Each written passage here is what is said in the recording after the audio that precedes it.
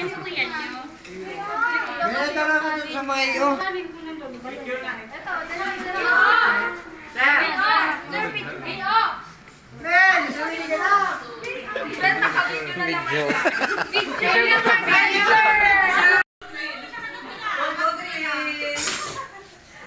Sir, batang.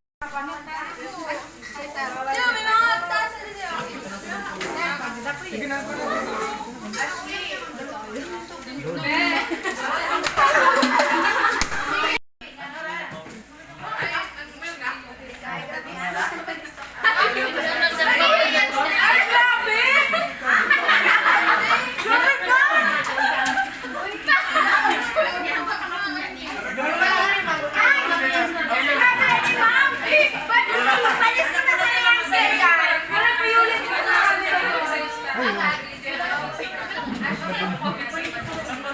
Tapos sa conference room. Sa yung mga nag-scan sa